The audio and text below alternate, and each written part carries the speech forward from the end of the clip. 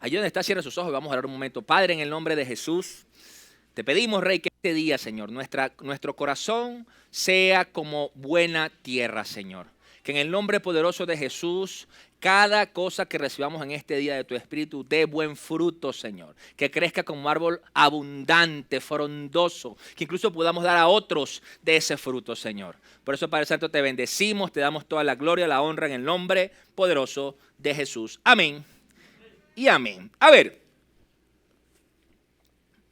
una pregunta que quiero hacer. ¿Cuántos son perfectos?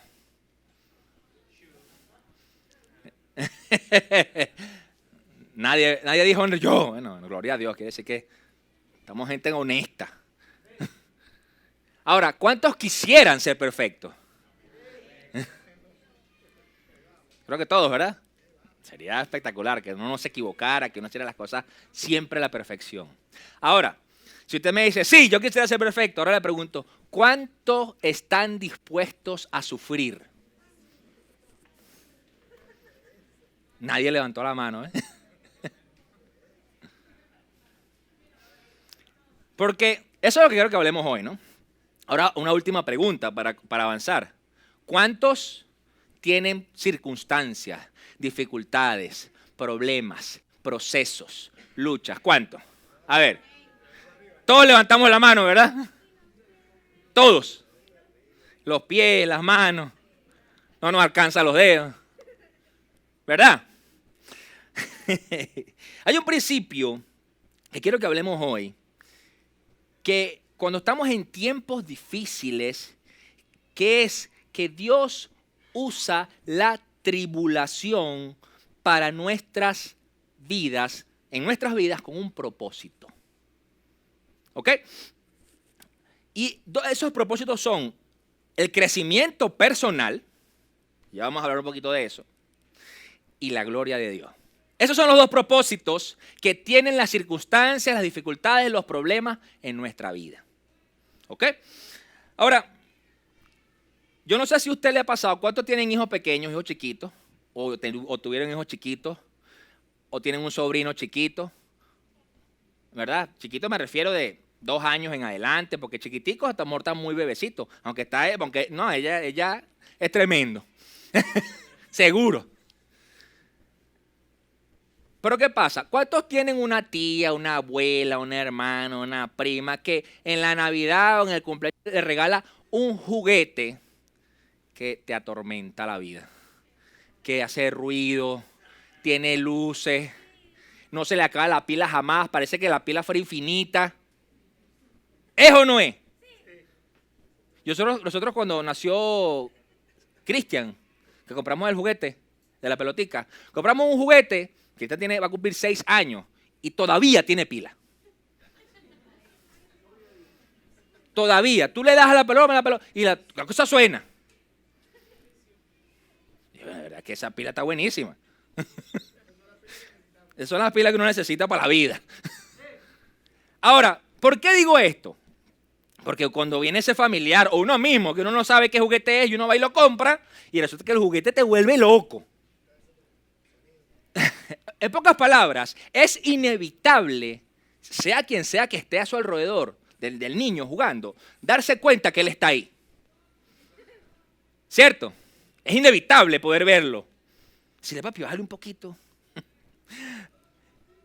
Ahora fíjense lo siguiente, fíjense que dice Hebreos 10:33. Dice, por una parte, ciertamente con vituperios y tribulaciones fuisteis hechos espectáculo. Y por otra, llegasteis a ser compañeros de los que estaban en una situación semejante.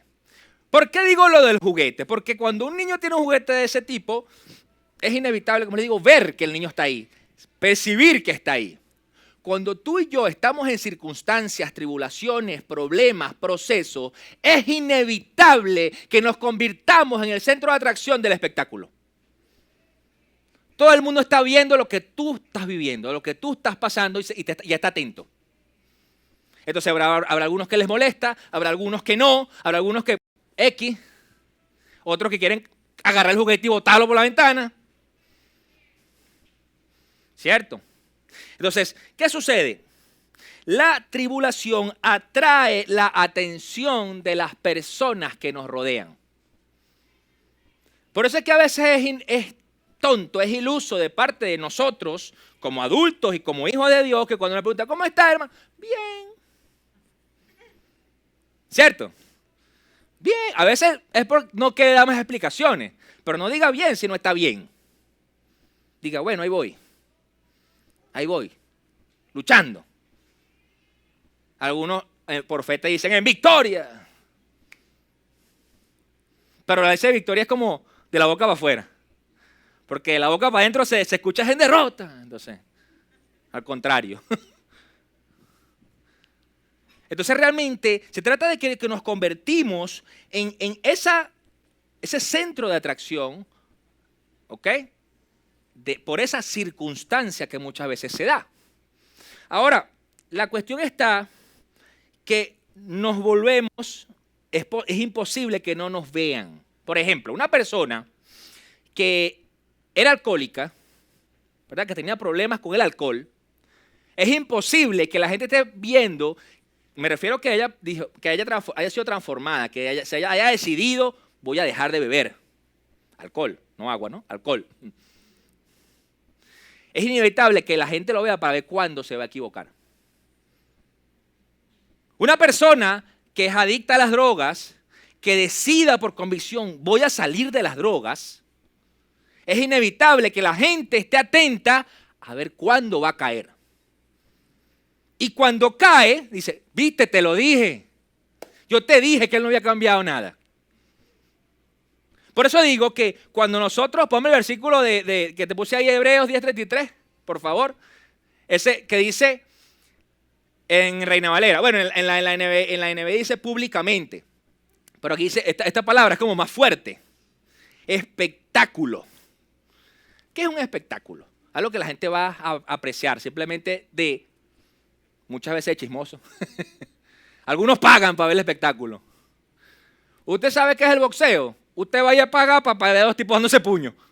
A mí me gusta el boxeo. Pero es la realidad, eso es el boxeo.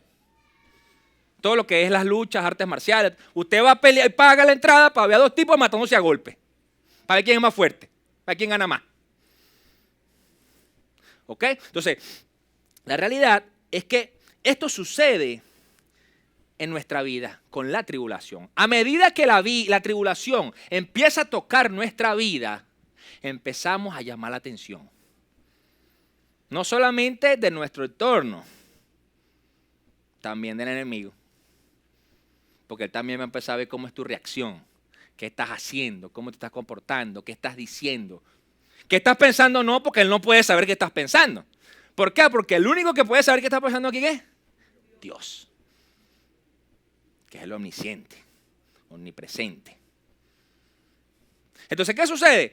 Nosotros empezamos realmente como el juguete del niño. Y donde sea que nos movemos, donde sea que vamos, es como que nos llevamos el juguete y hacemos bulla donde vayamos. Y a veces no es bulla al aire libre, sino a veces nuestro espíritu hace que se torne en bulla. ¿Por qué? Porque nos sentimos mal, porque tenemos circunstancias, ¿por qué? Nosotros mismos tenemos que tratar y aprender a procesar las pruebas de manera bíblica. Cuando nosotros, porque las circunstancias y los problemas es inevitable que se presenten en la medida que uno camina en la vida.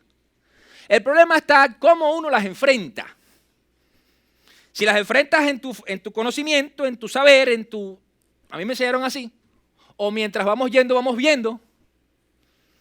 ¿Sabe? En el Museo de Ciencias de Granada, tuve la bendición y la oportunidad de ir hace unos 10 años para allá. Hay una área del Museo de Ciencias que dice ensayo y error. Son todo lo que son pruebas científicas de ensayo y error, distintas cosas. Entonces a veces también vamos en la vida así como ensayo y error. Como que, esta era la carrera que yo quería estudiar. Ay, no, esta no era, me voy a poner a estudiar otra. Y después, esta no era, voy a poner, hasta que agarras, hasta por fin, esta era. Lleve eso por un matrimonio. Este era el esposo, este no era. Entonces, este tampoco era. Bueno, ¿y cuántas veces? Pues? Hay gente así. Este es lo que yo me quería comer. Esto no era, me voy a comer aquello, me voy a comer lo otro. No funciona así. El ensayo-error científicamente ha permitido muchos descubrimientos. Sí. Pero nosotros no podemos llevar la vida muchas veces como un ensayo y error. Haga eso, pues, láncese en un carrito rodando para ver si se cae parado por ensayo y error. Que el carrito vaya a 80 kilómetros y usted se pare. Becerro, ¿ves si paro? No, no puede, ¿verdad? No sirve. Ahora, ¿qué pasa?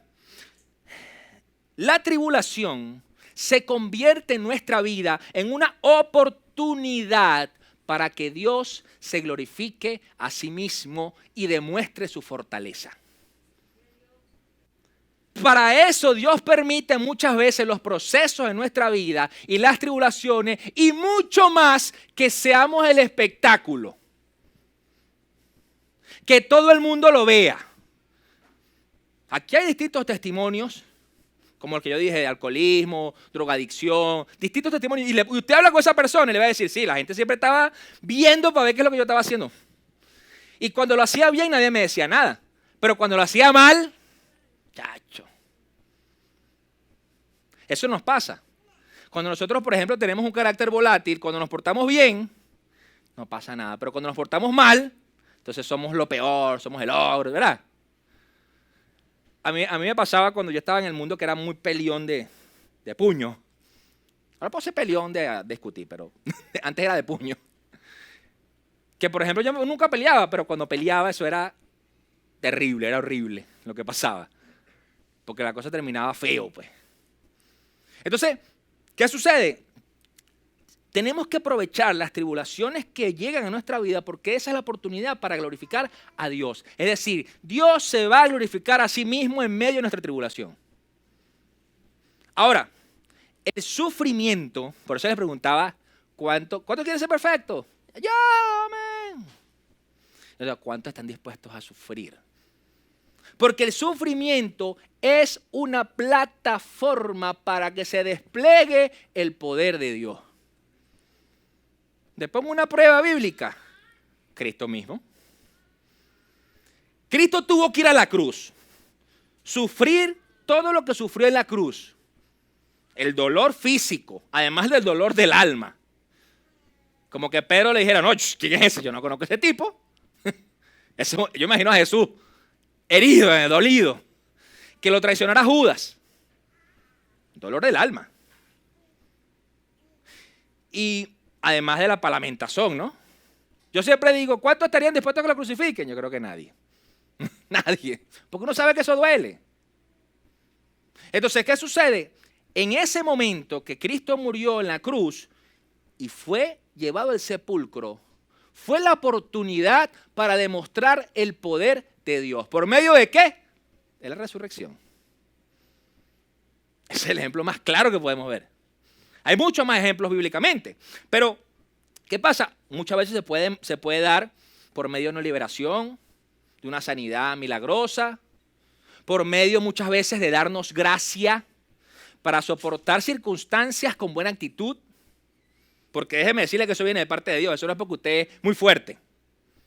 Cuando nosotros estamos en una tribulación, en un proceso, y podemos llevar ese proceso realmente con buena actitud en medio de la circunstancia, eso viene de Dios. Esa fortaleza viene de Dios, es gracia. Por lo tanto, eso también puede ser una forma que Dios lleva el proceso, muestra su poder allí, te da realmente la gracia para que tú tengas buena actitud en medio de las circunstancias. Imagínese a Pablo preso, escribiendo, escribo con sumo gozo, y el tipo ahí golpeado, porque ¿usted qué cree? ¿Que los presos los tratan bonito? A los presos los tratan bonito en ninguna época, ni en esa época ni ahora. A los presos los tratan mal. ¿Me entiendes? Entonces, ¿qué sucede? Porque quizás te consigas un buen carcelero, pero quizás la mayoría no. Entonces, ¿qué sucede? Nos vamos a dar cuenta que es importante cómo demuestra Dios su poder en medio de nuestra tribulación. También puede ser que se dé esa gracia que te da esa paz, esa capacidad de perdón, esa capacidad de que nada te mueva en tu emoción, sino que sientes la paz completa de Dios a pesar de la circunstancia, ¿no? Ahora, cuando las pruebas, como les decía, nos convierten en ese espectáculo, tenemos la bendición de demostrar bíblicamente cómo reaccionamos. Para que sea el poder de Dios manifestándose allí. Eso es lo que nos diferencia de las personas que no tienen a Cristo. Y lo que nos debe diferenciar. ¿Por qué? Vamos a tomar ejemplo. Hay un testimonio que da Marcos Witt en una charla. Que él dice que cuando su papá cuando él era el pastor, él era hijo y el papá era el pastor, tuvo que atajar a un papá que iba a darle un tiro a un muchacho que estaba cortejando a la hija. Un escopetazo. Y yo era cristiano. Iban para la iglesia, ¿no? Vamos a poner un ejemplo. Eso es como que Otto viene un hombre a cortejar a su hija, que su hija está en España, ¿no? Viene a cortejar a su hija y venga Otto con una escopeta a darle un hombre a ti. Y yo, Otto, ya va, ¿qué te pasa? ¿Qué pasa? La reacción de un hombre que realmente entiende ese proceso, piensas un poco en ese proceso de ese hombre, ¿qué estaría pasando? Tristeza porque su hija a lo mejor ya estaba en una edad de casarse, el hecho de no querer separarse de ella. Claro, todos los papás, todos los que somos papás sufrimos eso. Yo conozco procesos de padres que entran en un luto y en un guayabo, pero duro. Y tienen que entregarlo, ¿no? ¿Qué sucede?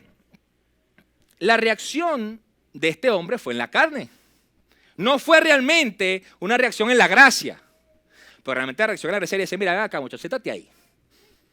Siéntate ahí. ¿Qué es lo que tú haces? ¿Tú quién eres? ¿Tú qué estudias? ¿Tú qué trabajas? ¿Tú qué haces? ¿Qué quieres hacer con tu vida? ¿Tú amas a Dios? La primera. ¿Verdad? Pero bueno, se fue para la carne, ¿no? Ahora, nuestros problemas nos permiten demostrar claramente que pase lo que pase, Dios es digno de adorarlo, de servirle, de serle leal. Independientemente.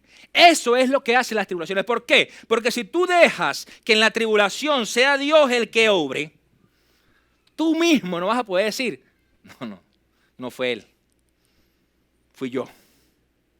En cambio, cuando tú dejas que sea el que haga, tú, Señor, eres tú, no es por mí. No es por mi propia, porque si era por mí, agarraba y le daba el tiro al muchacho. ¿Me entienden? Tomando el ejemplo, ¿no? Entonces tenemos que realmente, eso va a llevar a que nuestra lealtad hacia Dios va a ser tan fuerte. Va a ser tan fuerte y va a haber paz en el corazón y va realmente a traer esa tranquilidad en medio del dolor. ¿Ok? Por eso es que cuando nosotros pensamos en algo que nos duele, no queremos. Tú le dices a los niños, vamos a ponerte una vacuna. ¡No! ¿Eso no es? Bueno, a algunos adultos también.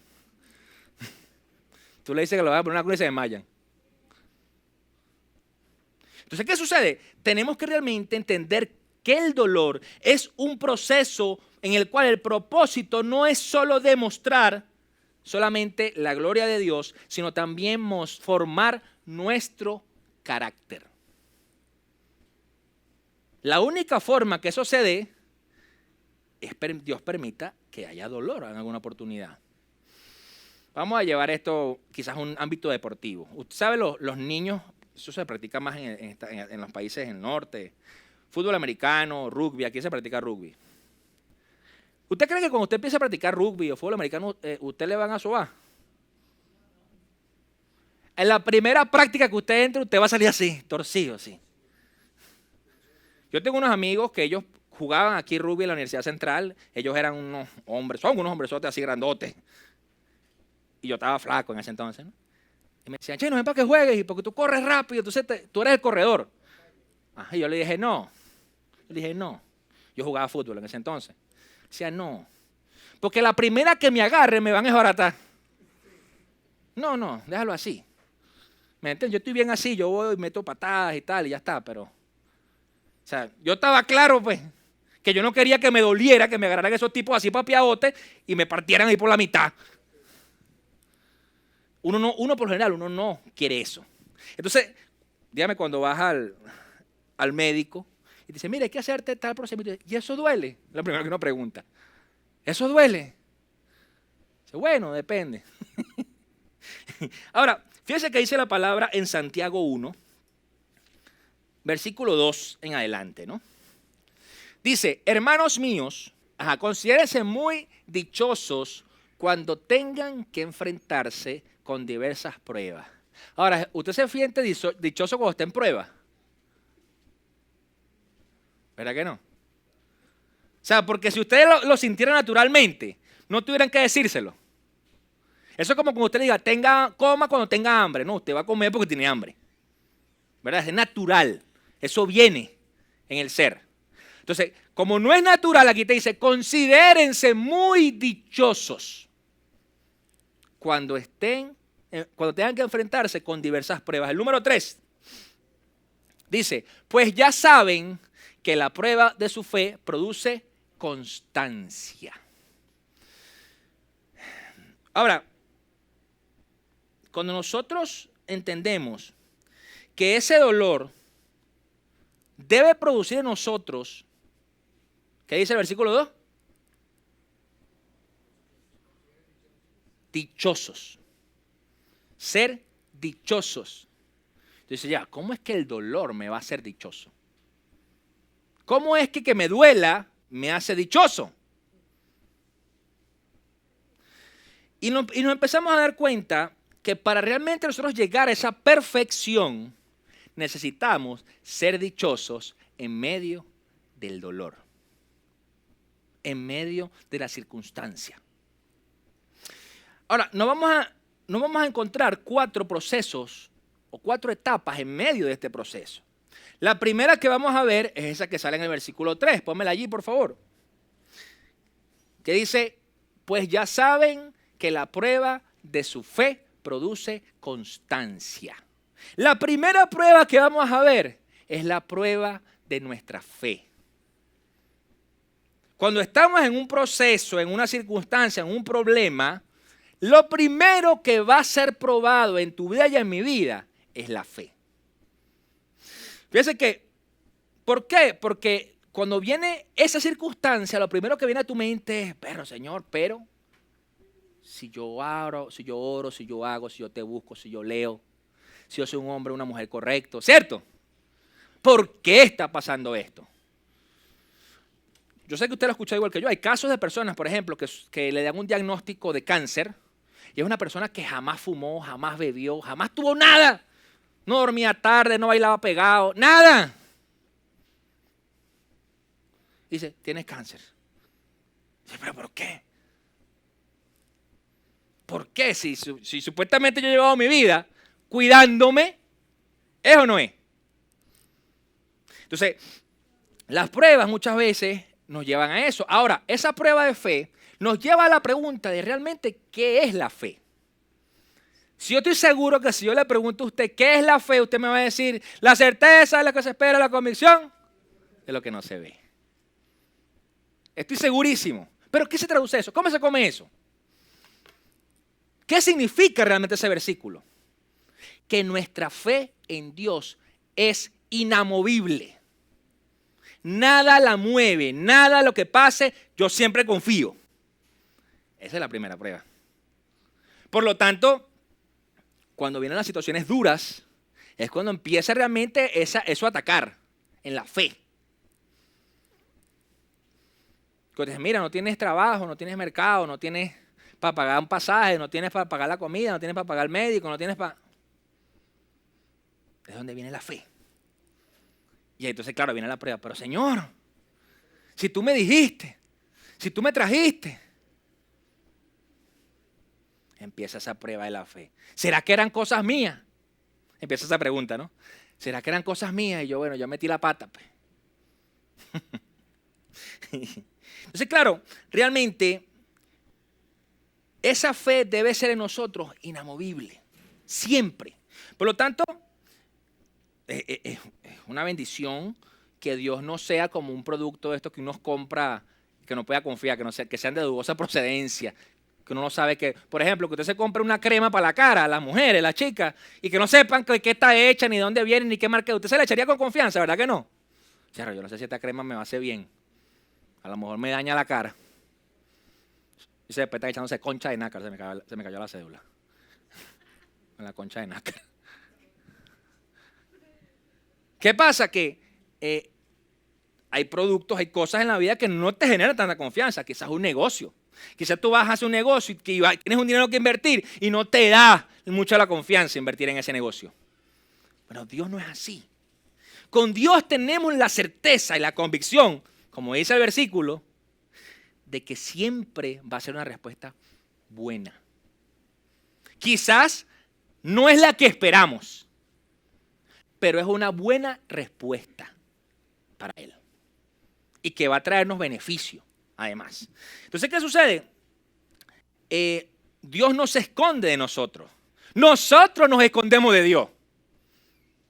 Cuando tú estás buscando a Dios, tú encuentras a Dios. Dios no está así como que, ay, aquí estoy, y sale corriendo y tú detrás, no. Si tú realmente estás buscando a Dios, lo encuentras. Quiere decir que Dios no juega al escondite con nosotros. Por lo tanto, entran sus promesas, entra la palabra, entra todo lo que Dios ha dicho a tu vida. Y ahí es donde tú te das cuenta que Él no miente. Y por eso nuestra fe debe ser una fe inamovible. Porque no está dada por la circunstancia, no está dada por ningún hombre, no está dada incluso por nuestra propia voluntad o si tengo ganas. Vamos a tomar un ejemplo. ¿Cuántos dicen, el lunes comienzo la dieta? Y llega el lunes y se están hartando tremenda hamburguesa. ¿Cuántos dicen, mañana arranco ese ejercicio? Nada, bueno, ese mañana se convierte en 10 años. ¿Cuándo era mañana? O sea, como que era el tiempo bíblico, el tiempo del Cronos. Exacto, el otro lunes, pues yo no dije de qué mes. Y uno empieza a ponerle excusas al asunto, ¿no? Dios no es así. Dios no va a pasar que pasó el tiempo de tu proceso, de tu tribulación, de tu problema, y va a llegar el último día y te va a decir, ay, hijo, disculpa, no pude resolverte. No te pude resolver. Es que estuve muy ocupado.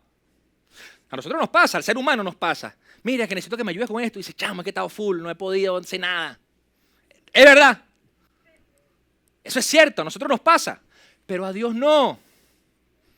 A Dios no le pasa que cuando tú estás así buscando el socorro, dices, ay, hijo, disculpa, que estoy un poco ocupado aquí con este hermano que me fui de vacaciones para las Bahamas unos días. No, Dios no hace eso. Por eso nuestra fe, la prueba que viene a nuestra fe nos hace olvidar eso. Nos hace olvidar las promesas que tiene Dios para nosotros. Nos hace olvidar que ya Dios ha hecho y ha cumplido promesas en nuestra propia vida. Y nos olvidamos. Hay personas, damas, que anhelaban tener un hijo y Dios le dio un hijo. Hay personas que estaban enfermas y Dios las sanó. Hay personas que no tenían que comer y Dios les dio que comer. Hay personas que no tenían dónde vivir y Dios les dio dónde vivir. Hay personas que no tenían trabajo y les dio trabajo. Pero resulta que cuando viene la circunstancia, hace que se te olvide todo. Se te olvidó todo eso. Porque eso hace la prueba de la fe. Que tú te olvides de las promesas que ha tenido Dios en tu vida.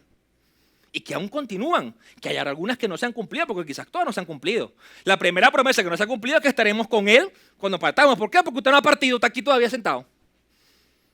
Y Cristo no ha venido. Entonces nos damos cuenta que esa prueba es la primerita que vamos a encontrarnos. Entonces tenemos que empezar a confiar en las promesas, en los caminos de Dios, en el carácter de Dios. Porque esto no se trata de nuestro carácter. Esa prueba se trata del carácter de Él. Entonces yo siempre lo digo. Si Cristo en la época de Cristo dice, no Luis, es que tú vas a cargar la cruz. No, no me ponga a mí porque yo la voy a soltar. Porque Cristo es Él. Yo la suelto porque a mí me va a doler mucho, yo voy a estar cansado, no voy a querer. Porque soy un ser humano. Ahora, cuando viene realmente ese ataque, cuando viene esa circunstancia, ese problema, va a empezar a venir los pensamientos que van a poner a prueba tu fe. Y también va a poner a gente, incluso como a los amigos de Job. O sea, tú tienes que haber pecado. Algo tú hiciste. Tú estás haciendo algo malo. Pero fíjense que dice Juan, ¿qué? Juan 9.3, perdón. Juan 9.3. Dice, ni él pecó, ni sus padres, respondió Jesús, sino que esto sucedió para que la obra de Dios se hiciera evidente en su vida. Está hablando de un ciego. Y decían, ¿por qué este hombre nació ciego? ¿Quién pecó, su padre o su madre? Decía la gente. Y Jesús le dijo, no, nadie pecó. Esto pasó para gloria de Dios. Entonces muchas veces hay circunstancias que nosotros, que en la prueba de fe, uno empieza a pensar, hacer, ¿qué hice, Dios mío? Yo la otra vez hice, la otra vez pensé, la otra vez dije. Y uno empieza a darle vueltas al coco. ¿Por qué está pasando esto? ¿Será que pequé? Cuando una pareja tiene problemas en el matrimonio, lo primero que le preguntan los psicólogos, los pastores, quien sea, ¿hubo infidelidad? Es la primera pregunta que te hacen. ¿O qué hacemos? Entonces, no hubo nada. Entonces es lo mismo. ¿Por qué te está mal? ¿Qué estás haciendo que te está yendo mal y Dios no te está bendiciendo? No, simple y llanamente, esto está pasando para que Dios se glorifique en medio de mis circunstancias. Amén. Entonces, claro, empezamos a darnos cuenta que, claro, esto es una prueba que, cónchale. Ahora, ¿cuáles son las asas donde tenemos que asirnos, donde tenemos que agarrarnos y no soltarnos más nunca? En las promesas de Dios. Cuando viene esa prueba, agárrese de ahí. No, que no sé qué. Agárrese de las asas. Un ejercicio bueno para esto es que usted, en ese momento, usted empieza a buscar los versículos que afianzan su fe. Y los escriba. Y los recite. Y se los aprenda. Y traiga rema a su vida. El que sea que Dios le ponga en ese momento. A lo mejor no es el mismo que Dios me puso a mí. Pero la realidad es que eso alimenta su espíritu, le da crecimiento en su carácter y va a hacer lo que usted se afiance a la promesa de Dios. Entonces, ¿qué pasa? Cuando vemos esa tribulación, nos aferramos en esa prueba de fe, ¿a qué? A las promesas, número 1. Por ejemplo, tenemos Hebreos 13:5. Manténganse libres del amor al dinero y conténtense con lo que tienen, porque Dios ha dicho, ¿qué dice? Nunca te dejaré, jamás te abandonaré. Eso es una promesa de Dios. No está diciendo allí que esté mal si usted desea tener dinero. Ahí lo que está diciendo es así, sea libre de amar el dinero. Es decir, que si tiene el dinero, usted se siente conforme y si no tiene, también se siente conforme. ¿Listo? Entonces, una promesa. Otro versículo que nos da, Romanos 8:28, que para los que aman a Dios, sabemos que los que aman a Dios, todas las cosas le ayudan a bien. ¿Y qué dice aquí? Esto es a los que conforme a su propósito son llamados. Es decir, que dependiendo cuál sea la cosa que Dios te esté llamando, van a haber circunstancias particulares para un propósito. Entonces, bueno, a lo mejor uno siempre, cuando tú hablas, por ejemplo, a nivel eclesiástico, de iglesias, ministerios, la gente siempre los anhela grandes ministerios. No sé, Dante Gebel, Ricardo Rodríguez, Casluna, ministerios gigantes. Pero no tienen ni idea de los procesos que vive esa gente para que luego Dios los coloque allí. Entonces, ¿por qué? Porque ese proceso que vivió esa persona tuvo un propósito. Quiere decir que todas las circunstancias, problemas, procesos, luchas que haya en nuestra vida son para un propósito ¿de qué? De reino. Propósito de reino. No es el propósito, porque a veces nosotros pensamos, cuando tú le preguntas a mucha gente, ¿cuál es tu propósito? Bueno, ser feliz.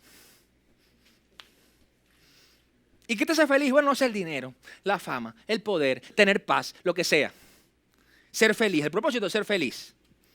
Pero el ser feliz en nuestra vida, individualmente hablando, ¿aporta al reino? Les pregunto. No estoy diciendo que es que Dios quiere que seamos infelices, no me refiero a eso. Me refiero a que, yo lo que quiero es ser feliz en mi vida. Eso no aporta al reino. Porque cuando tú ves la vida de los apóstoles, por ejemplo, tuvieron una vida de sufrimiento. Pablo la tuvo. No quiere decir con esto que es que Dios no permita que seamos felices. Lo que pasa es que la felicidad no viene dada por lo que tenemos o por las circunstancias, sino viene dada por lo que Dios nos da a nosotros mismos directamente a nuestro espíritu. De ahí viene nuestra felicidad y debe venir de ahí. Entonces, ¿por qué? Por eso es que Pablo dice, bueno, hemos vivido en la pobreza, en la abundancia. Hoy tengo real, mañana no tengo real. ¿Verdad? Entonces, ¿qué pasa? Y muchas veces pensamos que esa promesa de Dios es como, o no la promesa, sino como que, bueno, si en la circunstancia estamos viendo la luz al final del túnel, bueno, ya el problema se va a acabar. ¿Y qué pasa cuando no hay ninguna luz al final del túnel? Porque puede ser. Usted sabe, el boquerón, creo que el boquerón 1, que es larguísimo. Usted rueda y al final pasa un rato y es que usted ve el final. Pero puede ser que usted está comenzando el túnel y lo que ve es oscuridad, oscuridad. Imagínense los mineros que trabajan, los chilenos, aquí en Venezuela, que se meten para las minas. Son los que viven, están metidos en oscuridad. En ese momento es cuando más tenemos que aferrarnos a las promesas. ¿Por qué? Porque te das cuenta que ahí es donde te vas a empezar a ver luz, a pesar de que hay oscuridad. La oscuridad en medio de la tribulación es para hacer que te olvides de esa promesa. ¿Estamos aquí? Ok. A ver. Ponme Santiago 1:4, por favor. Mas tenga la paciencia su obra completa. Hablamos de la perfección, ¿no?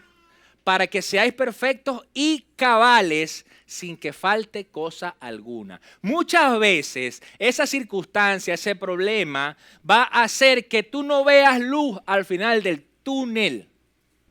Pero el hecho de que tú no veas luz al final del túnel, lo que tiene que producir es paciencia. Nosotros muchas veces, como crecimos, los jóvenes, crecimos en una generación donde todo es rápido, todo es ya. Nuestros hijos, más todavía.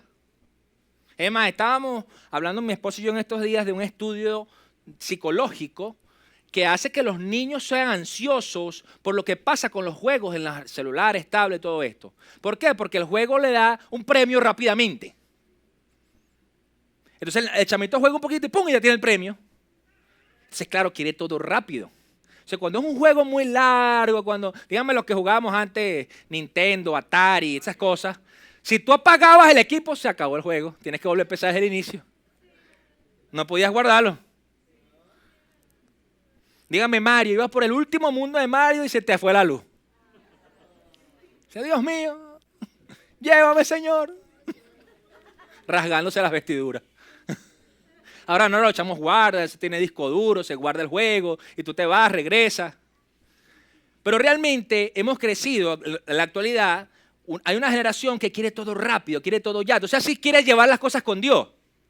Quiere orar hoy y que ya mañana Dios le dé la respuesta. Y dije, pero ya va, papá, tú no estás viendo cuánto tiempo tuvo Moisés en el desierto antes de ser libertador de los hebreos. 40 años. 40 años cuidando cabras. Y dije, ay, Dios mío, ¿hasta cuándo será esto? Contando las cabras. 1, 2, 3, 4, 5, 6. Sacando, haciendo queso de cabra, leche de cabra. Para tener feliz al suegro, ¿eh? 40 años, pana. ¿Cuánto tiempo tuvo Jacob antes de casarse con la esposa que quería? 21 para irse. 14 se casó, pero a los 21, pero tuvo que esperar 7 más para poderse ir con ella. Que fue cuando el tema de las cabras pintadas, las cabras de un solo color. Si tú dices, 21 años, no, pero los chamos hoy tienen 6 meses, vamos a casarnos ya. Pero papi, conózcanse. Hablen un poquito, por lo menos. ¿Cómo se conocieron? Nos conocimos por Tinder. Ah, ¿qué creen? ¿Que el pastor no sabe qué es Tinder? Claro que sabe. Entonces, ¿qué pasa? Ay, nos conocimos por Tinder. ¿Y cuánto tiempo tienen hablando? 3 meses. Y tal, nos vamos a casar ya. Ay, hermano. Vamos a orar. Dios hace como quiere. Pero la realidad es que nosotros tenemos que tener esa paciencia y muchas veces las pruebas producen esa paciencia. Entonces, ahora, el tema está que realmente que uno tenga la fuerza para esperar. Porque si es, por ejemplo, bueno, pastor, lo que pasa es que la prueba que tengo es que no tengo comida. y tengo hambre, y tengo 3 hijos, y tengo deudas, y me van a sacar de donde vivo. Bueno, entonces hay días que necesitamos un milagro, rápido. ¿Me entiendes, señora? Es un milagro.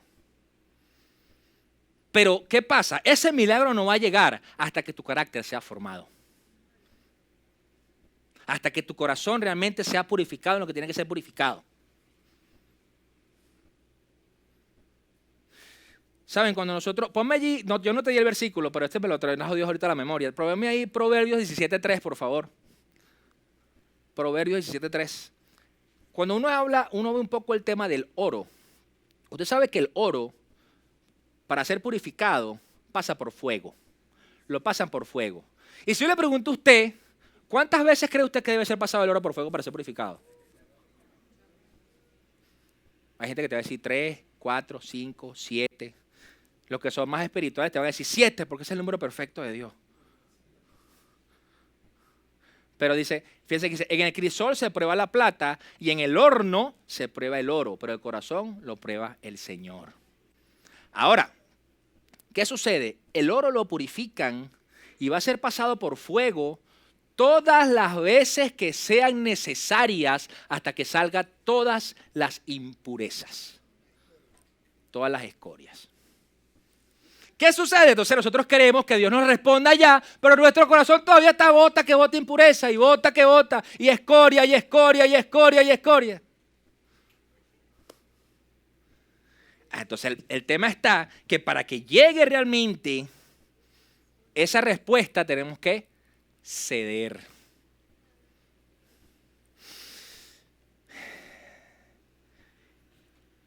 Pero ¿qué sucede? Cuando realmente no vemos esa luz al final del túnel, tenemos que aferrarnos a la promesa porque allí es donde vamos a tener esa estabilidad, esa paz.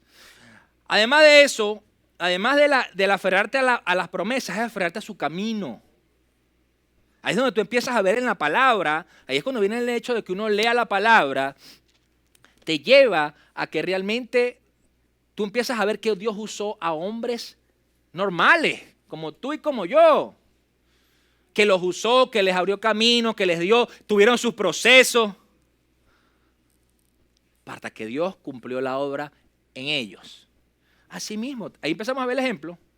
Bueno, Señor, Gedeón, Moisés, Saulo, Pablo después, Pedro. Entonces tenemos que realmente aferrarnos a su camino. Ahora, lo otro que tenemos que hacer en el medio de la prueba de fe es aferrarnos a su carácter. Ponme allí 1 Corintios 10:13, por favor.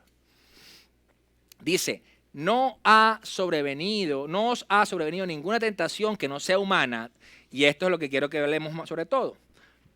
Pero fiel es Dios, que no os dejará de ser tentados más de lo que podéis resistir, sino que dará también juntamente con la tentación la salida para que podáis soportar. Ahora, por este versículo a mí me causa gracia cuando la gente dice, ay, pastor, es que estuve tentado y no pude aguantar, no. Pero espérate, si la Biblia te dice que Dios viene la tentación y viene la salida, inmediatamente. Cuando es el pecado que a usted se le venga a la cabeza, una de las salidas, pastor, vengo a hablar con usted porque me pasa esto. Quiero hacer esto. Quiero beberme todo el agua de los floreros. Quiero fumarme todo el Brasil. Quiero tener un harén como Salomón. O hable con su hermano. O vaya a la intimidad delante de Dios y diga, Señor, tú sabes que yo quiero hacer esto. Ayúdame.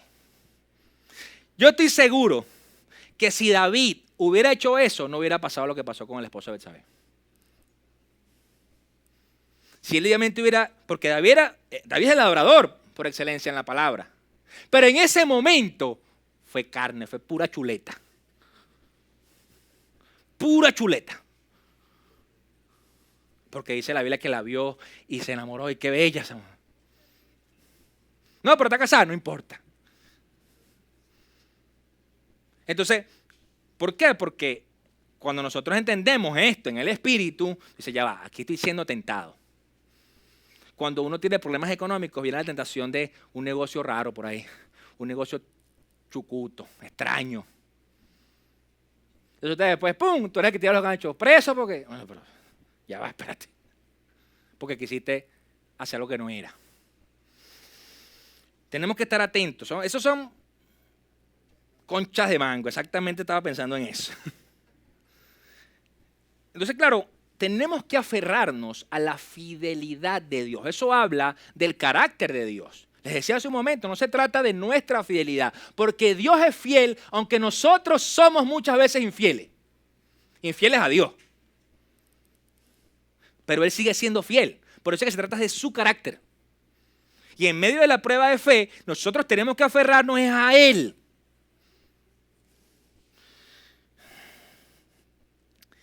Ok. ¿Qué pasa? Cuando nosotros nos damos cuenta, si nosotros estamos reaccionando, por ejemplo, estamos cayendo en la tentación, o no nos estamos aferrando al carácter de Dios, ¿sabe qué demuestra eso? La debilidad de nuestra fe. Ahí es cuando uno se da cuenta y dice, ya va, mi fe está débil. No estoy llorando, no estoy buscando, no estoy... ¿Por qué? Porque cedí. En un matrimonio, bien sea por el hombre o la mujer, cuando uno de los dos tiene tentaciones de infidelidad, adulterio, ama a su esposa, a su esposo, dice no. Puede venir su crush, su amor platónico. El amor platónico era más en mi época, ahora es el crush. Puede venir su crush. Dice, no, yo amo a mi esposa y me voy a guardar para mi esposa y para Dios. Punto. ¿Por qué? Porque eso que tú me vas a dar, me lo da mi esposa, a mi esposo. Entonces llega, no, por todo $1.000.000. Bueno, empiezan a pensarlo, ¿no? ¿Qué sucede? Que nos damos cuenta que eso demuestra nuestra debilidad en nuestra fe. ¿Dónde tenemos la pata coja? Pues? La otra prueba que generan las circunstancias, los procesos, la resistencia. ¿Qué dice? Estamos en Santiago. Santiago 1, pero vamos al versículo 5. Mas tengan la paciencia para que seáis perfectos, cabales, sin que os falte cosa alguna. ¿Qué sucede? Cuando nosotros realmente empezamos a darnos cuenta que estamos reaccionando, ya entendimos que tenemos que tener fe. Ahora viene la parte que empezamos a reaccionar con fe. Porque al principio quizás uno no reaccionaba con fe. Pero ya tú entiendes que tienes que reaccionar con fe y empiezas a reaccionar con fe. Viene entonces la parte de agarrarte tenazmente a las promesas de Dios y empiezas a resistir ataque. Y empiezas a bombardear el bombardeo y pum, pum, pum, pum, pum, pum. Y tú agarrado ahí. Viene la prueba a nuestra resistencia. Y sabe, por eso es que usted se da cuenta que una de las estrategias que tiene el enemigo siempre es tratar de que usted se agote. Tratar de que usted se canse de servirle, de seguirlo. Porque el hecho de servirle, usted puede hacerlo en su trabajo, no es necesariamente en la iglesia, pero que usted se agote de seguir a Cristo. Porque entiende los problemas, entiende las circunstancias, entiende lo que conlleva. Dice, ay, no quiero. Y créame, a mí me pasa, yo lucho con esas cosas también. Entonces, que mi carne no diga, ay, ya voy a soltar. Listo. Me voy de viaje para las Bahamas. Siempre digo para las Bahamas, ¿será que me quiero ir de vacaciones? No conozco las Bahamas. Ahora, ¿qué pasa? Realmente hay algo interesante en la palabra, pónmelo ahí en 1 Corintios 10:13. Dice, para que podíais soportar. ¿Sabes que la palabra soportar viene de un derivado de unas palabras latinas que dicen sub y portare? Ese es el origen de esa palabra. Ahora, sub significa sobre y portare significa llevar. ¿Qué quiere decir esto? que soportar es la capacidad de llevar sobre nosotros la tensión que generan los problemas. La tensión que genera el resistir. Eso es lo que es soportar. Que usted está agarrado ahí a Dios y está soportando la tensión. Está soportando la voz del enemigo. Está soportando la voz como los amigos de Job. Está soportando la voz de su propia carne. Entonces, usted está ahí. Aguantando la tensión. Esa es la prueba de nuestra resistencia. ¿Qué tanto viene ese ataque, no? Entonces, ¿por qué? Porque ¿cuál es la respuesta por lo general de las personas cuando viene un problema? ¿Qué quieren hacer? Huir. Marcar la milla. Me voy. En un trabajo, aquí está mi carta de renuncia. O peor, bótame. Y empiezo a hacer todo mal en el trabajo para que me voten. Pero como no hay una movilidad laboral, entonces no te pueden votar. Te dicen, bueno, fírmame la carta de renuncia. ¿Cierto? Entonces te das cuenta que por lo general nuestra respuesta es huir. Ahora, cuando oramos, a mí le decimos, Señor, sácame de aquí. Sácame de este proceso, sácame de esta lucha. ¿Y qué pasa cuando Dios te dice no? Ahí te quedas.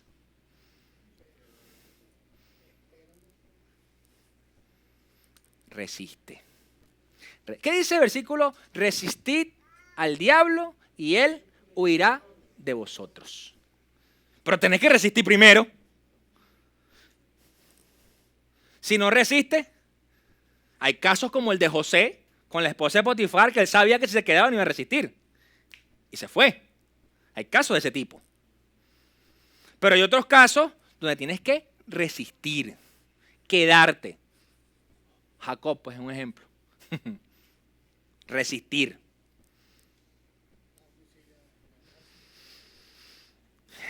Entonces, ¿qué pasa? Cuando Dios dice que no, Él trata de que nuestro carácter sea formado. No trata de sacarnos de allí, sino trata de decir, crece. Crece. Eso es como cuando los hijos no quieren hacer la tarea, dice, siéntate a hacer la tarea. Papá, pero te sientas a hacer la tarea porque si no, no hay parque. Cualquier parecido con la realidad es una coincidencia. Siéntese a hacer la tarea. Él no quiere, el cónchale, papá, y tal, y tal. Pero después aprende. ¿Ok? Entonces, pero ¿por qué quiere que nos quedemos allí? Porque decía el versículo que la fe produce paciencia. Entonces, para que tengamos paciencia.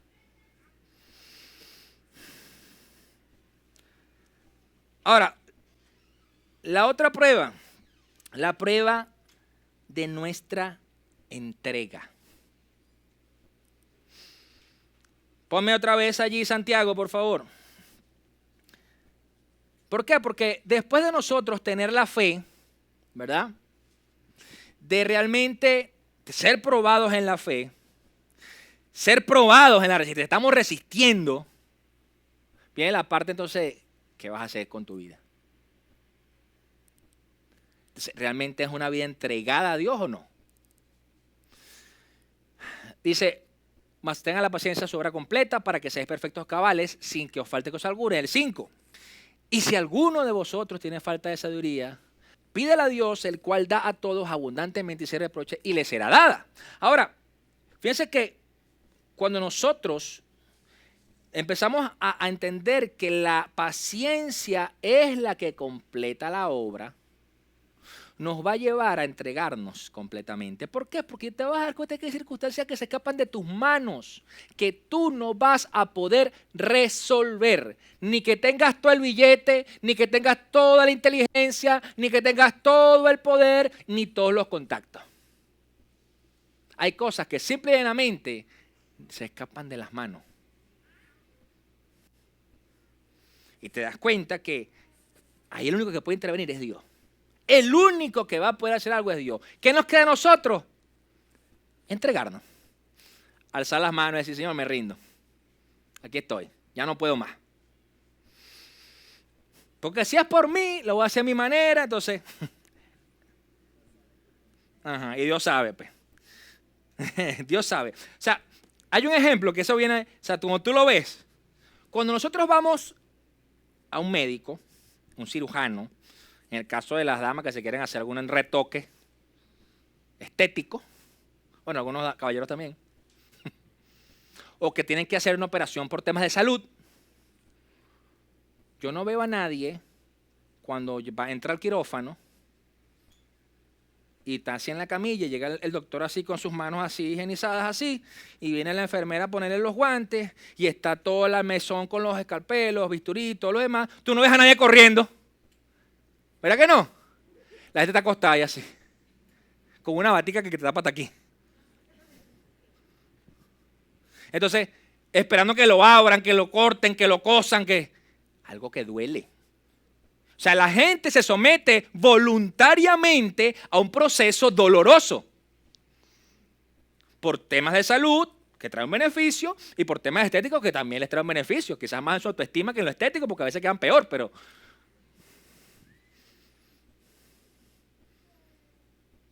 te das cuenta que se someten voluntariamente. O sea, tú no ves a la gente corriendo por todo el quirófano y el doctor atracó el bisturí. ¿Qué? ¿Verdad que no?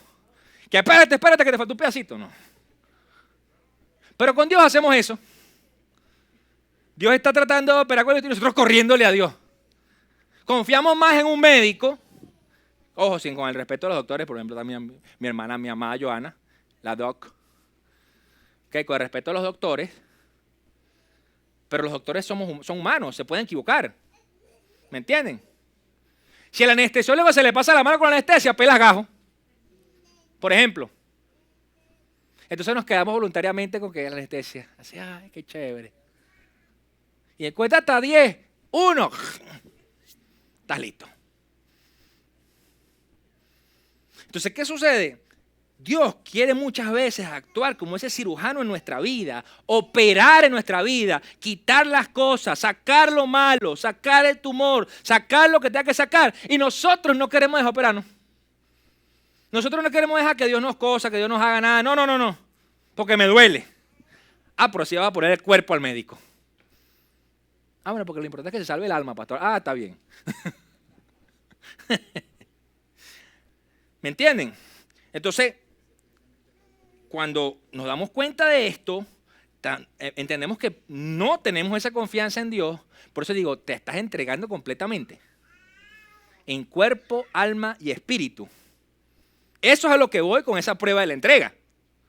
O sea, ¿te estás entregando en cuerpo, alma y espíritu a Dios? O solamente, bueno, yo voy a orar cuando como. Señor, gracias por estos alimentos, bendícelos bajando. Pues ya te comiste la mitad. O vamos realmente a Señor, bueno, tú sabes que yo quiero que resuelvas este problema, pero yo quisiera que lo hicieras de esta forma. No, pero ¿y qué? O sea, ¿tú estás orando por tus caprichos o porque Dios resuelve el asunto de verdad? Eso como los esposos que oramos, Señor, cámbiala. Y no te va a cambiar a ti. ¿Tú crees que no te va a cambiar a ti? ¿Te va a cambiar a ti también? Cámbiala, cámbialo. Y tú no, tú eres una perita en dulce, pues. ¿Sí me entienden? Se trata de que nosotros podamos realmente entender que no se trata de que las circunstancias, es que es un ataque, es el diablo, es que Dios no me quiere sacar de allí. No, es que Dios está formando algo en tu carácter. Siempre para bien. Lo último que quiero que hablemos hoy de este punto, de los procesos, es lo que está aquí en el versículo 5. Dice, y si alguno de vosotros tiene falta de sabiduría, dice, pídala a Dios, el cual da a todos abundantemente y sin reproche. ¿A quién le da? ¿Le da a alguno? ¿Le da solamente a los buenos? Le da a los malos también, ¿verdad? Quiere decir que una persona que tenga un corazón que realmente entregado, que se humille delante de Dios y reconozca con su falta, así como un Saulo, dice que Dios le da abundantemente y sin reproche. Eso como cristianos nos tumba un paradigma y un estigma religioso, legalista, de que nada más Dios nos va a bendecir a nosotros porque yo soy cristiano y voy para la iglesia todos los domingos. Resulta que Dios bendice todo aquel que se humille. Entonces, bueno, ok. Y dice además, y le será dada. Afirma. ¿Qué sucede? La cuarta etapa en medio de nuestro proceso es la dependencia en la oración. ¿Saben por qué? Porque muchas veces, cuando vienen las circunstancias, nosotros no tenemos ni idea de cómo reaccionar, de qué hacer. ¿Verdad que no? Hay veces que viene la cosa, lo malo, y dices, ¿cómo hago? Si tú estás en la calle, estás manejando, y se te atraviesa un motorizado así, te rompe el retrovisor, tienes dos opciones: o le pasa el carro por encima, ¿verdad? Respiras profundo y te va, o empiezas a insultarlo todo el camino, ¿verdad? O olvidas la ofensa y perdona. Y dice, bueno, Señor, provéeme para comprarlo ahora, pues no tengo. Porque puede ser, quizás la persona se dio cuenta, a lo mejor, mira, chamo, disculpa, me equivoqué, toma, ¿cuánto te debo del retrovisor? Pero puede ser que no. Que el tipo diga, no, ¿qué te pasa a ti? Tú estabas atravesado y tú estabas parado en el semáforo. Como puede ser que a lo mejor estás en tu trabajo y viene tu jefe o tu compañero y te hace un mal comentario. Y te dice, no, porque es que tú. Entonces, ¿cómo reacciona? ¿Me entiendes? Entonces, la dependencia en la oración va a llevarnos a entender que Dios es quien nos da sabiduría para dar respuesta en medio de las circunstancias. Por eso es que le digo, bíblicamente, te das cuenta que la reacción que tú tengas, eso va a demostrar cómo está tu nivel de fe y cómo está tu oración con Dios. ¿Qué sucede? Nosotros tenemos que depender de Dios en oración, en todas las circunstancias, por muy pequeña que creamos que sea. Señor, ¿qué hago ante esa circunstancia? ¿Cómo reacciono? ¿Qué debo decir? ¿Qué debo hacer? Porque capaz que si lo hacemos en la carne, metemos la pata. Y si lo hacemos en el alma, en las emociones, en los pensamientos, también puede ser. Entonces, yo creo que esa es una lucha constante que tenemos todos los creyentes, que ante la circunstancia que sea que nos encontremos en la vida, nos vamos a debatir si reaccionamos en la carne, si reaccionamos en el alma y si reaccionamos en el espíritu. Pero déjeme decirles, usted va a reaccionar según lo que más alimente. Si usted alimenta más su carne, va a reaccionar según la carne. Si usted alimenta más su alma, va a reaccionar según el alma. Y si alimenta más su espíritu, va a reaccionar más en el espíritu. Entonces, nosotros tenemos que realmente ver que la oración en medio de la tribulación nos ayuda a volver a Dios.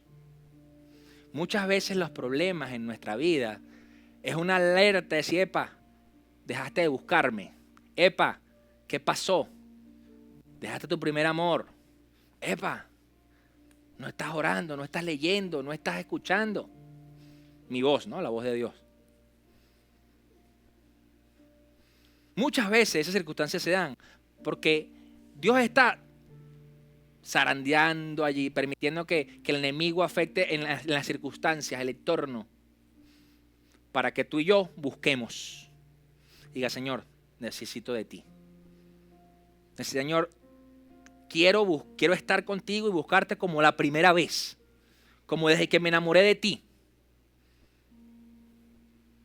Por eso es que eso es lo que debemos recordar, quizás los que tenemos muchos años ya en el Señor. Que hay momentos donde nos olvidamos de buscar de Dios porque creemos que ya tenemos toda la sabiduría, tenemos todo el conocimiento, tenemos todos los dones y todas las habilidades. Pero este versículo de Primera de Santiago 1:5, perdón, no tiene tiempo. No dice que era para ese entonces o era para el futuro, eso es para siempre. Requiere que busquemos constantemente en oración pidiendo sabiduría para poder solventar nuestras dificultades, nuestros problemas en la tierra mientras caminamos. Eso como lo que dice la Biblia, que dos mujeres llevaron al bebé donde estaba Salomón. Y mira, que ella dice que es su mamá, este dice que es su mamá. Y él dice, bueno, vamos a picarlo por la mitad, le damos mitad y mitad. Y la que era la mamá dijo, no, déjaselo a ella. Ya él supo que era la mamá. Porque una mamá jamás va a querer que pican a su hijo por la mitad. Entonces, tenemos que orar constantemente, Señor, dame sabiduría. Señor, dame sabiduría. Dejemos de pedir tantas cosas banales. Señor, necesito dinero. Señor, necesito esto. Señor, quiero un carro. Señor, quiero una casa. Señor, no está mal que usted lo haga. Está bien. Pero ¿cuándo ora por sabiduría? ¿Cuándo ora de verdad por Señor, dame sabiduría?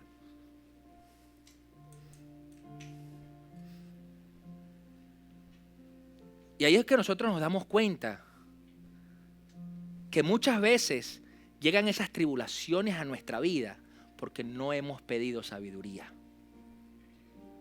Y caminamos según entendemos y según conviene y según hemos aprendido de la vida, según nos formaron nuestros abuelos, nuestros padres, nuestros tíos, la calle, nuestros amigos.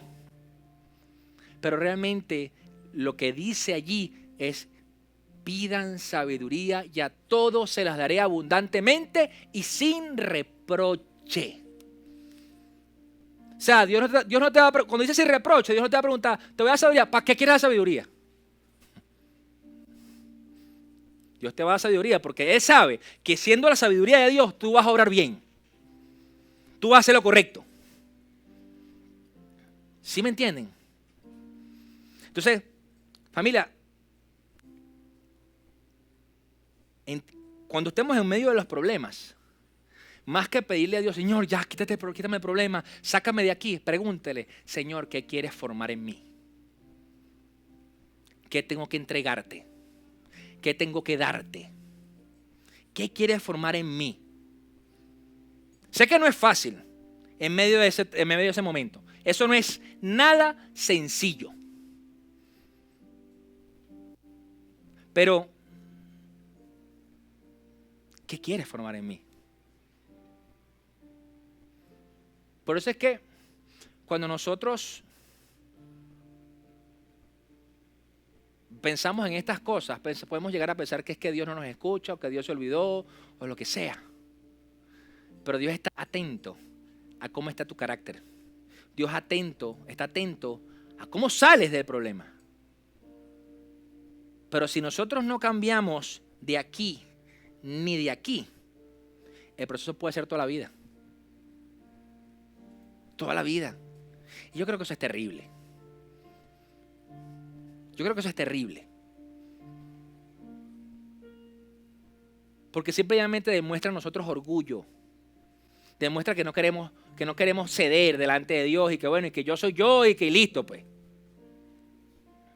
Pero realmente Dios lo que está esperando es que tú y yo nos humillemos. Y que le digamos, Señor, no puedo hacerlo. No sé cómo hacerlo. Dime cómo. En estos días conversábamos, no sé si era con mi esposa, con mi suegra, estábamos hablando este tema de que en la época de antes, de nuestros abuelos, bisabuelos, mucha gente no estudiaba en la universidad, pero se dedicaba a un oficio y lo hacía bien. No sabían cómo hacerlo, pero dijeron, bueno, yo voy a ser zapatero, y se ponían a aprenderse zapatos, pero al pelo. ¿Qué zapatos son los que cuestan más hoy? Los que hacen a mano. Los que te los hace un zapatero a mano. ¿Cuáles joyas son las que más valen? Las que hace un orfebre que va y tiene la piedra y tal y hace todo el trabajo. Eso requiere técnica. ¿Sabía que uno de los trabajos más difíciles es ser relojero, por ejemplo? Relojero no es de los relojes digitales. Relojero de los relojes de engranaje.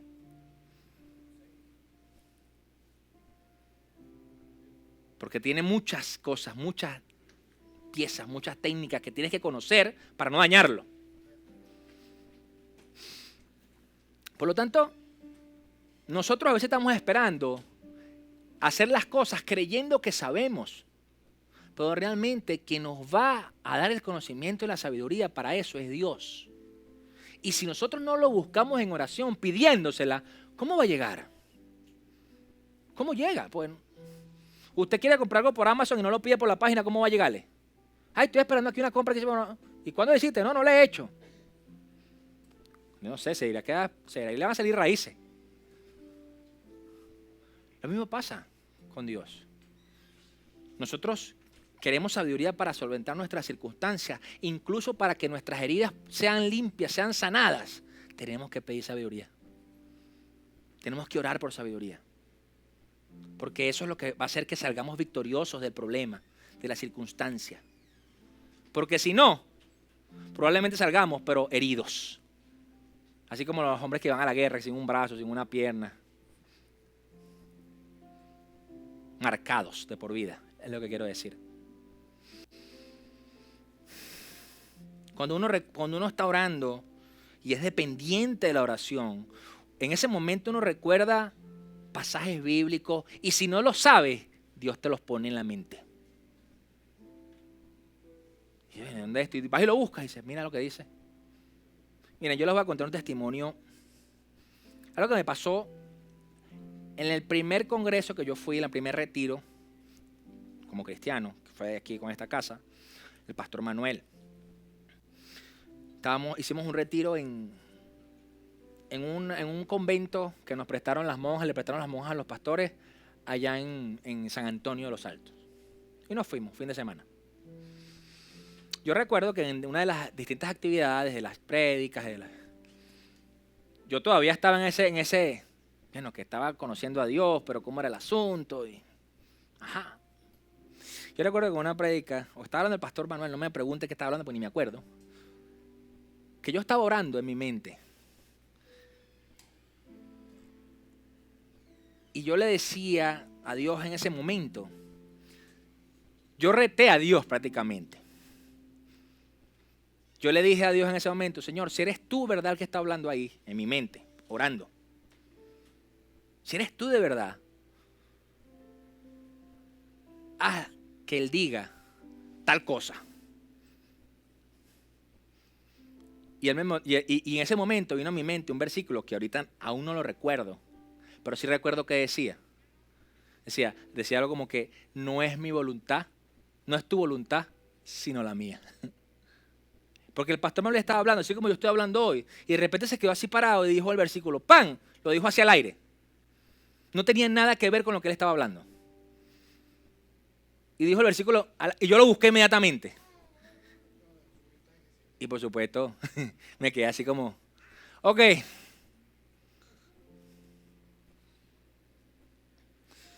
Muchas veces, en ese momento de oración, Dios va a traer los principios que necesitas. Dios va a traer la acción. Dios va a traer la salida al problema.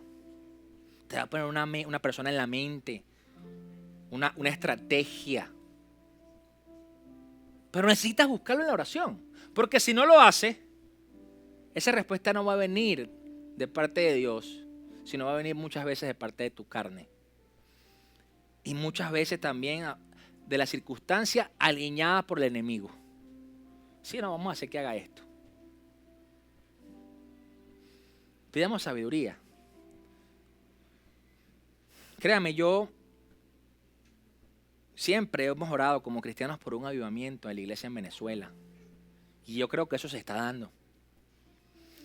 Pero creo que estamos en un tiempo como iglesia que tenemos que orar por sabiduría, por todas las almas que van a llegar. ¿Cómo las vamos a cuidar? Como iglesia.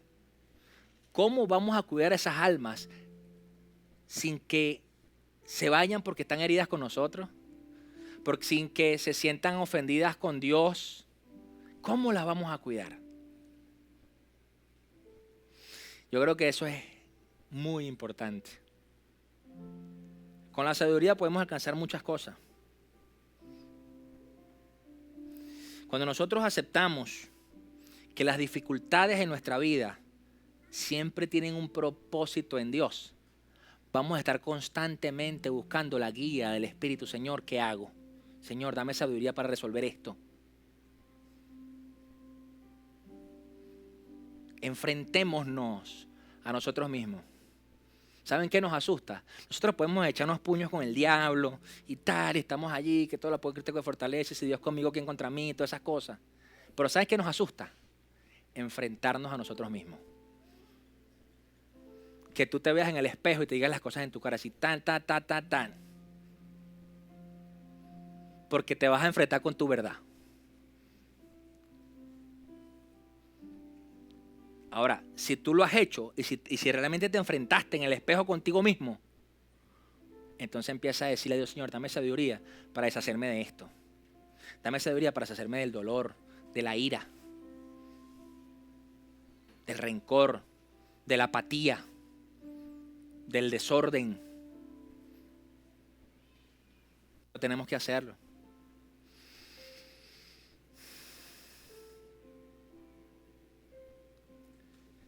Cuando nosotros estamos allí en esa oración, vienen preguntas como, ¿qué hago yo aquí? Como el ¿quiénes vamos a salir adelante? Y la respuesta siempre va a ser Dios y tú. Dios y tú. ¿Para qué? Para que pueda Dios glorificarse a través de tu vida. Para que Dios pueda mostrar gloria. Y ni tú ni yo podamos negar en ningún momento decir que fue Él que lo hizo.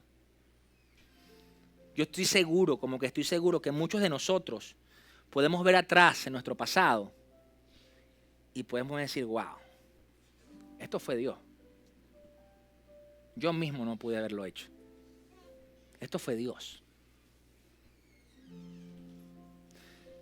Por eso no olvide nunca ese tiempo de intimidad. Ese tiempo de realmente buscar la salida en Dios en medio de la prueba. Todos en algún punto de nuestra vida vamos a enfrentar pruebas. Las pruebas son un proceso de la vida.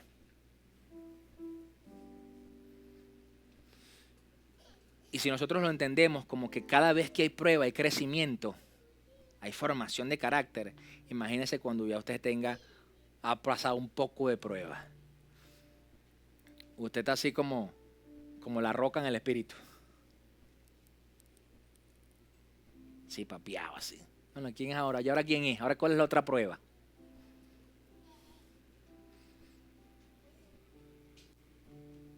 Deje de dudar realmente. Deje de pensar que es por su fuerza. Deje de pensar que es porque usted sabe. Deje de pensar que es porque usted puede. Porque hasta cierto punto vamos a saber, hasta cierto punto vamos a poder.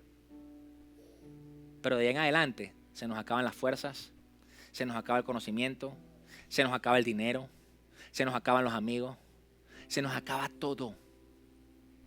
Pero ¿saben qué no se acaba nunca? Su palabra. ¿Qué no se acaba nunca? Sus promesas. ¿Qué no se acaba nunca? Su presencia en nuestra vida. Creo que eso es lo que tiene que llevarnos a depender plenamente de Dios. Y si hoy usted está pasando un problema, si hoy usted está pasando una circunstancia, si hoy usted tiene dolor, si usted tiene tristeza, es tiempo de que usted empiece a buscar qué está formando Dios en su carácter. Y que pueda ir a la intimidad y decirle, Señor, dame sabiduría para salir de esto. Dame sabiduría para salir adelante. Dame sabiduría para mostrar de tu gloria. Porque también le tenemos que quitar a nuestro corazón la vanagloria y el orgullo. Porque para decir, viste que lo logré, viste que sí pude.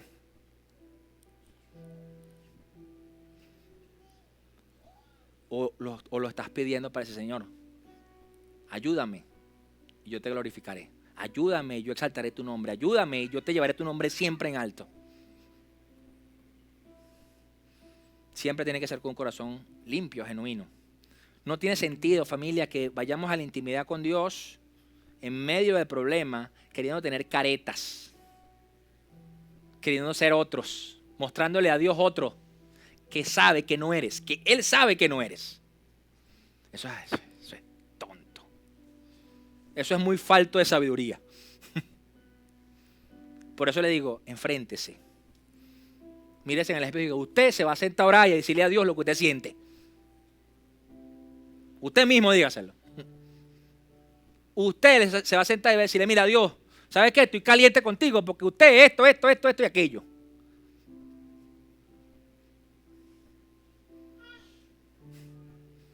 Amén. Póngase de pie para orar. Por eso no se sienta derrotado muchas veces cuando usted esté en problemas. Porque, no le digo mal, porque muchas veces podemos sentirnos emocionalmente mal. Tristes, deprimidos, agobiados, emocionalmente hablando, en el alma. Pero si usted se siente derrotado, ahí hay tu problema. Ahí hay un problema. ¿Por qué? Porque en Cristo siempre tenemos la victoria. Porque ella aplica Filipenses 4:13, donde dice, todo lo puedo en Cristo que me fortalece. Pero aquí ella aplica el Romanos 8:28, que para los que amamos a Dios, todas las cosas obran a bien conforme a nuestro llamado.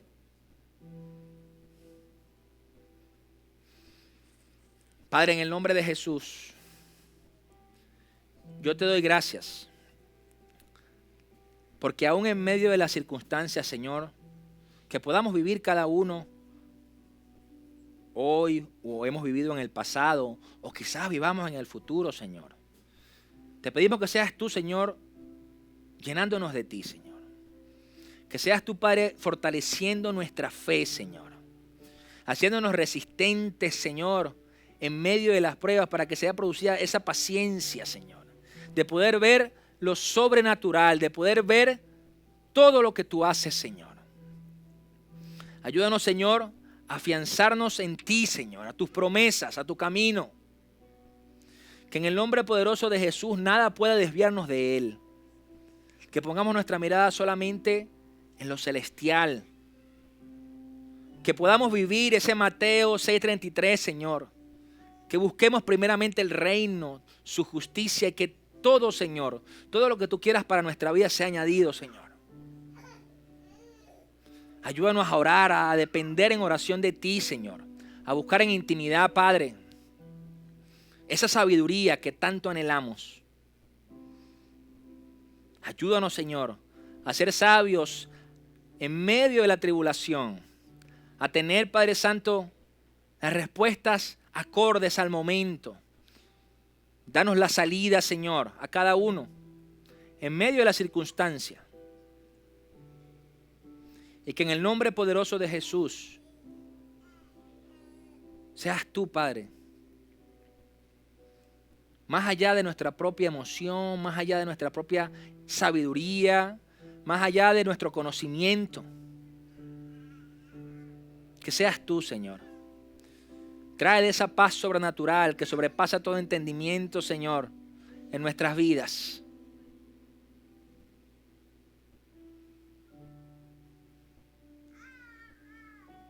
Por eso, Padre Santo, en el nombre poderoso de Jesús, nos colocamos delante de ti, Señor. Nos humillamos y nos entregamos, Señor. Entregamos nuestros cuerpos, entregamos nuestra alma, nuestro espíritu. Y dejamos que seas tú, el cirujano por excelencia, que nos opere, Señor. Que quite de nosotros toda escoria, toda impureza, toda cosa que no venga de ti, Señor. Y que seas tú llenándonos. Que seas tú levantándonos. Y que podamos glorificar tu nombre, Señor, en medio de esa circunstancia. Que podamos dar gloria y honra, Señor, cuando seamos victoriosos en medio de ella. Fortalece nuestra mente. Que nuestros oídos y nuestros pensamientos sean sordos a las cosas del enemigo, a los ataques del mundo, Señor. Incluso nuestra propia carne, Señor.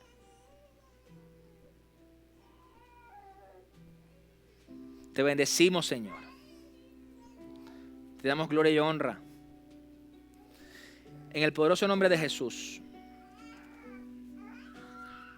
Amén.